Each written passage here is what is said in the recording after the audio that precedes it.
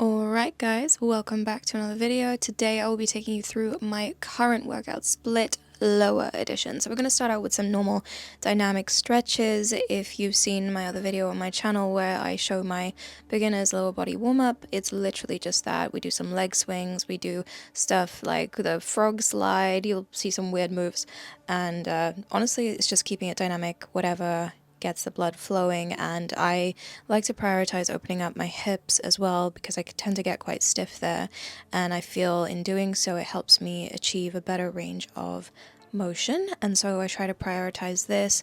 I give myself about 5 to 10 minutes of good stretch time, and I always say, you know, this is important, you don't want to skip this. Making sure that you're getting in touch with your body, you're feeling connected, you're seeing what feels a little bit tight. I think that's quite important. So yeah, that's pretty much it.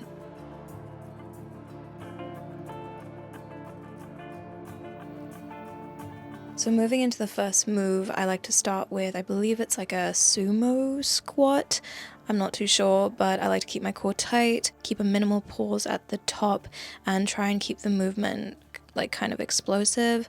Keep that chin down, make sure we're getting our breathing right from the first set. Guys, in case you missed it, I'm not a qualified PT, so please just take everything I say with a bucket of salt. But what you want to make sure is that you're not like arching your back uncomfortably, and that really you're feeling this in your glutes, your outer glutes. I try to focus on my knees kind of pushing out as well in the movement. We don't want the knees buckling and coming in. I have my toes slightly pointed out, and just keep the chin tucked. I feel like that helps to keep me focused on that movement and not straining things unnecessarily. I also think this is a nice time to check in and make sure that the muscles are being used evenly on both sides. Now we move on to the abductor. One of my gym friends actually told me that he likes to call this the bad girl machine because you're opening the legs. And you know what? I kind of dig that. I think it's quite funny. And then the adduction is going to be the good girl machine. That's yeah, shout out to my friend, thank you for that. So for this, I like to lean forward because I feel like that enhances the stretch that you get in the glutes. Again, focusing on exhaling as you push the legs out and inhaling as you bring the legs in. I try to push my legs out as much as I possibly can and really get that burn. I try and make sure I'm using my legs evenly, my glutes evenly. Sometimes I find my right side is a bit stronger, so what I'll tell myself is, okay, just use your left to push out, and that helps me to make sure I'm getting a more balanced effect, if you will. And again, just don't arch your back. You don't want to like be caving your back in. Obviously you can see sometimes I need that additional assistance to like push my legs out. Moving on to the gorgeous but deathly split squat. Yeah, a little balance would help, but for this it took me a minute to get it right. I think there's obviously still room for improvement.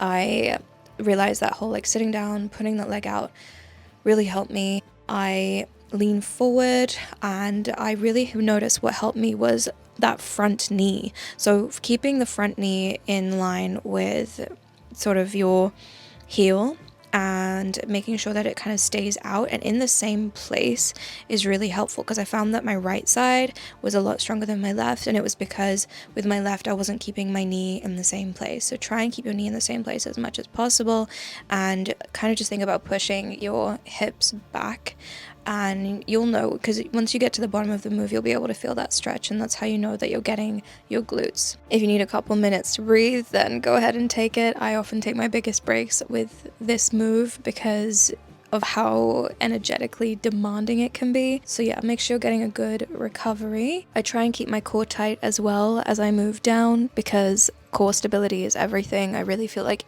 all of your moves come from your core. Your core is your powerhouse, and so keeping that, like, your abs basically tucked in, if that makes sense, like drawing your belly button to your spine, is quite helpful. You might see me doing an asymmetrical amount of reps per side. It's because sometimes I just try to balance out my left with my right. Judge me all you like, it's all good. But it's just that I spent a long time not being balanced that I'm just trying to catch up on my left side. As much as I can, I try to think about my front leg doing the work as opposed to my back. So when I push up, it's not about using both legs, it's really about using that glute to push away from the floor, and you'll see kind of how my back knee is going towards the bench. That's kind of how you want it to be. And I think if you're first starting this move, doing it next to a mirror is super helpful. This is not normally where I do this. You see where all those huge bulky men are? Normally I'll be doing this over there, but obviously given how many people there were, I didn't want to be in everybody's space filming. But it ended up working out because I had a mirror right next to me. And guys, when you're starting out in the gym, that can be super helpful because it allows you to see what it is you're doing. And sometimes we think we're doing things right, myself included, but then you see yourself in the mirror, you see yourself on video, and you're like, oh, I can definitely improve here. Next, we move on to the adduction move. I love this. It's a good old burner.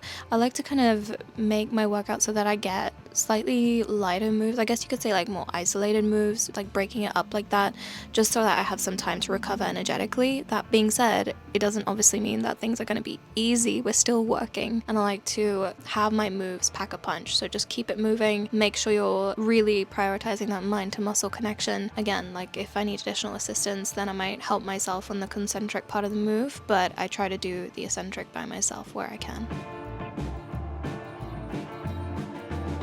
So moving on to the hamstring curl, this is a good old classic. I definitely like to blare my craziest music for things like this, and obviously the split squats. Anything that is super intense, I will save my craziest music for. If you guys have any playlists that you love, then please like share your Spotify, share your stuff down below, share what you like to listen to. I don't even know what the genre is, but I have 2 playlists on my Spotify. One is called Lift Bitch and the other one is called Alt Fit.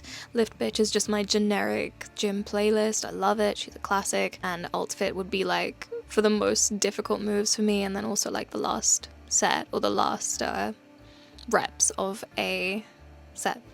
I'll use Alt Fit to get through it. So again, over here, I try to actually kind of think about rolling my feet outwards as I do the concentric part of the move, and the reason I do that is because it helps me to engage my hamstrings evenly on both sides. I found that sometimes I was prioritizing my right over my left, and so just make sure I get that inhale, keep my core tight, push, and then really like keep the eccentric nice and slow.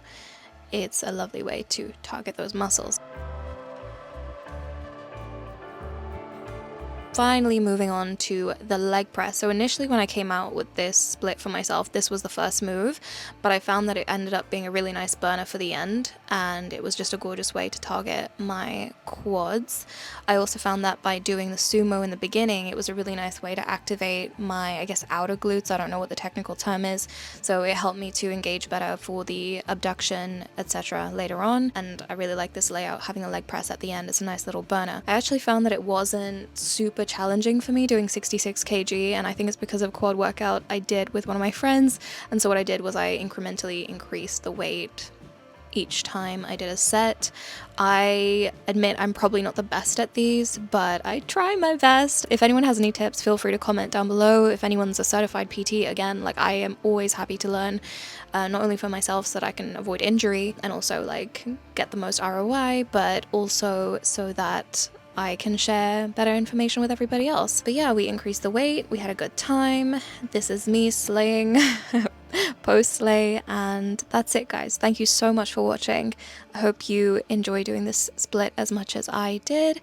And yeah, if you're on Instagram, I'm on Instagram, then feel free to follow me, tag me, let me know if you do the workout.